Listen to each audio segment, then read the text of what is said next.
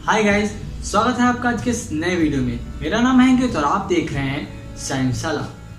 दोस्तों, आज के इस वीडियो में हम क्लास 11 के सेकंड चैप्टर केमिस्ट्री के चैप्टर जो कि स्ट्रक्चर ऑफ एटम है उसके हम 12th पार्ट को कवर कर रहे हैं। इससे पहले मैं इस चैप्टर के पार्ट 11 बना चुका हूँ। ठीक है, 1 से लेकर 11 पार्ट जो है वो आपको हमारी चैनल की प्लेलिस्ट में मिल जाएंगे। उसमें मैंने लास्ट जो हमारा पार्ट था उसमें हमने बोहर के जो एटॉमिक मॉडल था, बोहर से एटॉमिक मॉडल, उसको डिस्कस किया था। ठीक है, उससे पहले हम हाइड्रोजन स्पेक्ट्रम की जो स्पेक्ट्रल लाइंस हैं उनको भी डिस्कस कर चुके हैं।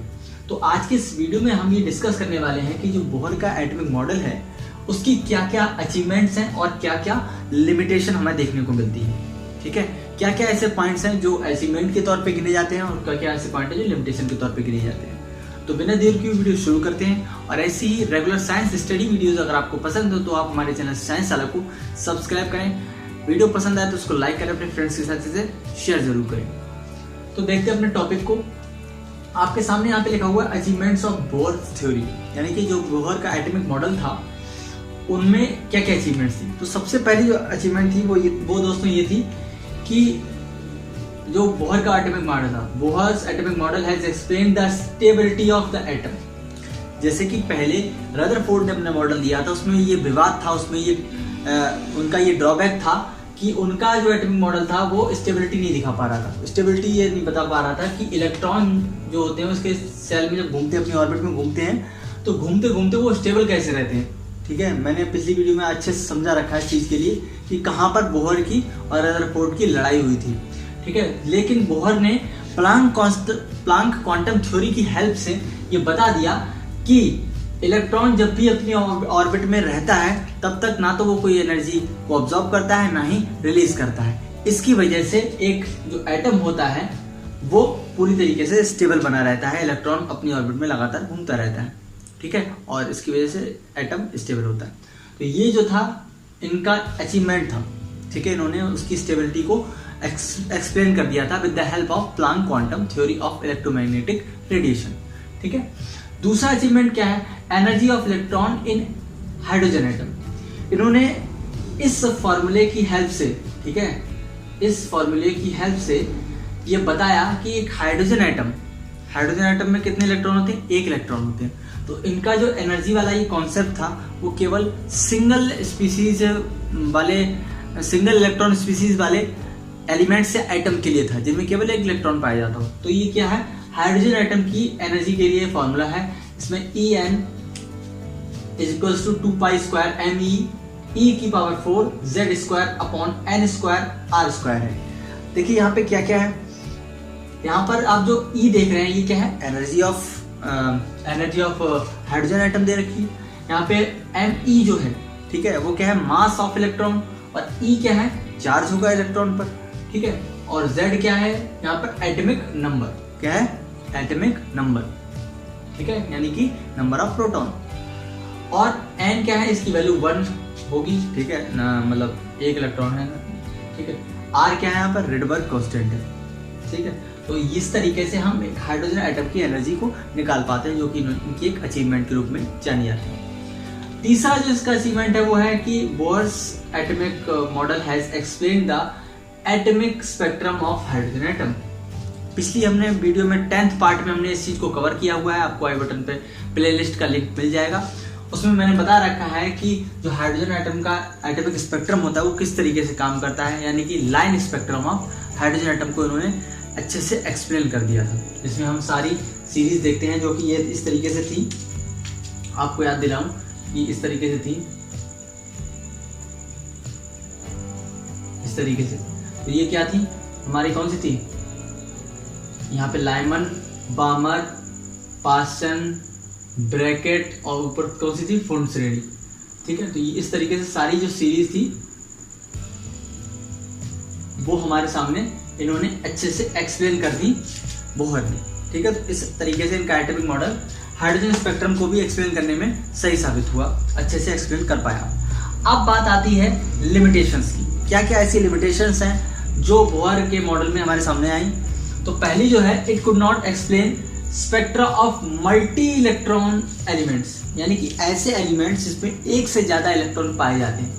ठीक है, इनका जो एटॉमिक स्पेक्ट्रा था वो क्या था, सिंगल इलेक्ट्रॉन स्पीसीज के लिए था, और साथ ही साथ जो एनर्जी भी थी वो भी सिंगल इलेक्ट्रॉन स्पीसीज के लिए ही थी।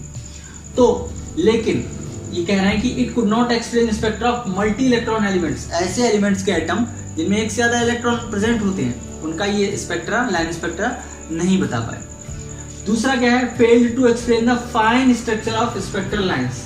जो हमारे लिए एटॉमिक स्पेक्ट्रम मिलता है उसमें जो स्पेक्ट्रल लाइंस मिलती हैं, मैंने आपको बता रखा है, पिछली वीडियोस आप देख लेंगे तो आपको सारी बातें क्लियर हो जाएंगी। जो स्पेक्ट्रल लाइंस होती हैं उनका जो फाइन स्ट्रक्चर होता है, किस तरीके से स्पेक्ट्रल लाइंस दी हुई हैं, कौन कौन सा पार्ट उनका ब्लैक है, ठीक है, यानी कि उसमें कौन कौन सी एनर्जी हमारे सामने नहीं आई है, कौन सी एनर्जी सैंपल ने अब्जॉर्ब कर ली है, कौन सी एमिट हुई है। तो इस तरीके से उसका जो फाइन स्ट्रक्चर होता है वो ये अच्छी तरीके से सामने नहीं ला पाए। तीसरा जो है, it could not explain Zeeman effect. It could not effect Zeeman effect और स्टार्क इफेक्ट। इसको हम एक डिटेल वीडियो में कवर करेंगे, लेकिन तब तक के लिए मैं आपको एक छोटा सा बेसिक आइडिया दे रहा हूँ। ये क्या नहीं बता पाए, ये ज़ीमान इफेक्ट और स्टार इफेक्ट नहीं बता पाए, इसका मतलब क्या है गाइस। मैंने आपको बताया कि ये आपके पास सब्सटेंस है, ठीक है, इस पर आप रेडिएशन डालेंगे, रेडिएशन डालने के बाद इसके इलेक्ट्रॉन एक्साइटेड हो जाएंगे, एक्साइटेड होने के बाद ये इलेक्ट्रॉन क्या करेंगे, रेडिएशन एमिट कर देंगे जो इसने अब्जॉर्ब की थी, और अब्जॉर्ब करने के बाद ये इलेक्ट्रॉन वापस से अपनी ग्राउंड स्टेट में आ जाएंगे।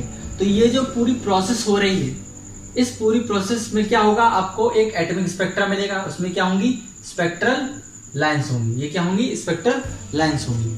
तो ये जो आपके लिए रेडिएशन का स्पेक्ट्रा मिलेगा, आपको ये जो रेडिएशन का जो स्पेक्ट्रा मिला, तो ये सारी प्रोसेस या आपको जो आपने ये चीज रिसीव की है, डिटेक्टर पर रिसीव की है, स्पेक्ट्रल लाइंस मिली, ये सारी प्रोसेस जब भी मैग्नेटिक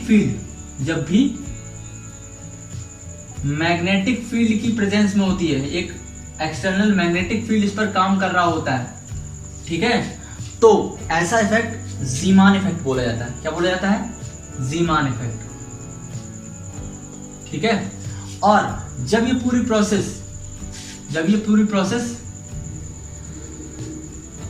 इलेक्ट्रिक फील्ड की प्रेजेंस में हो रही होती है, इस पर इलेक्ट्रिक फील्ड काम कर रहा होता है, तो ये स्टार्क इफेक्ट बोला जाता है। क्या बोला जाता है, स्टार्क इफेक्ट,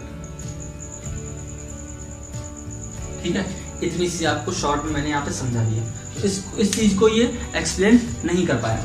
और आगे हम देखते हैं क्या है, it could not explain ability of atoms to form molecules. आपको पता है कि जब दो या दो से ज्यादा एटम्स आपस में कंबाइंड हो जाते हैं, कैसे, केमिकली कंबाइंड हो जाते हैं, तो क्या फॉर्म करते हैं, मॉलिक्यूल्स फॉर्म करते हैं। तो ये उनकी जो फॉर्म करने की पूरी प्रोसेस थी, या उनके बीच करने वाले बॉन्ड्स थे, उसको इनका ये एटॉमिक मॉडल जो था वो अच्छे से एक्सप्लेन नहीं कर पाया। आखिरी जो इसकी लिमिटेशन थी वो क्या है, it was not accordance with Heisenberg uncertainty principle. तो गाइस, जो हाइजेनबर्ग का अनसर्टेनिटी प्रिंसिपल था वो ये था कि अनसर्टेन मतलब अनिश्चित, यानी मतलब हम कुछ बता ना पाए, हमारे लिए कुछ बताना इम्पॉसिबल हो, निश्चित ना हो, फिक्स ना हो। तो ये कहता है हाइजेनबर्ग का अनसर्टेनिटी प्रिंसिपल, ये कहता है कि किसी भी एक एटम के अंदर एक इलेक्ट्रॉन की पोजीशन और वेलोसिटी, क्या चीज, पोजीशन, ठीक है, एंड वेलोसिटी, पोजीशन और वेलोसिटी को एक ही समय पर, एक ही टाइम पर बताना पॉसिबल नहीं है। यानी अगर किसी एक इलेक्ट्रॉन की हम पोजीशन बता दें तो उस समय पर उसकी स्पीड बताना पॉसिबल नहीं है, और इसी इलेक्ट्रॉन की अगर हमें स्पीड पता हो तो उस समय उसकी हम पोजीशन को डिफाइन नहीं कर सकते। तो इसके कॉन्सेप्ट को ये फॉलो नहीं करता था इनका बोहर का एटॉमिक मॉडल, या उसको ये वेरीफाई नहीं कर पाया है, संतुष्ट नहीं कर पाया, ठीक है। इस तरीके की कुछ लिमिटेशन और अचीवमेंट्स हमें बोहर के एटॉमिक मॉडल में देखने को मिलती हैं। आई होप मैंने आपको थोड़ा सा ब्रीफ आपको समझने के लिए हिंट दिया है, जिससे आप इस सब चीज़ों को समझ सकते हैं आसानी से, आपको ये चीज़ें याद रहेंगी। तो आज की वीडियो में बस इतना ही। उम्मीद है आपको जानकारी पसंद आई होगी। अगर आपको जानकारी पसंद आई तो वीडियो को लाइक करें, अपने फ्रेंड्स के साथ शेयर करें, और जल्दी ही हमारे 1000 सब्सक्राइबर होने वाले हैं। कुछ ही सब्सक्राइबर हमारे बचे हैं, जैसे ही वो कंप्लीट होंगे हम रेगुलर लाइव क्लासेस शुरू कर देंगे 9th क्लास, 10th क्लास और 11th क्लास की। ठीक है, टाइम मैं आपको बता दूंगा जब हमारे सब्सक्राइबर हो जाएंगे कम्युनिटी टैब में। और आप बस रेगुलर इस चैनल को देखते रहिए, फॉलो कीजिए, लगातार पढ़ाई कीजिए। आज की वीडियो में हम इतना ही पढ़ेंगे, तब तक के लिए गुड बाय।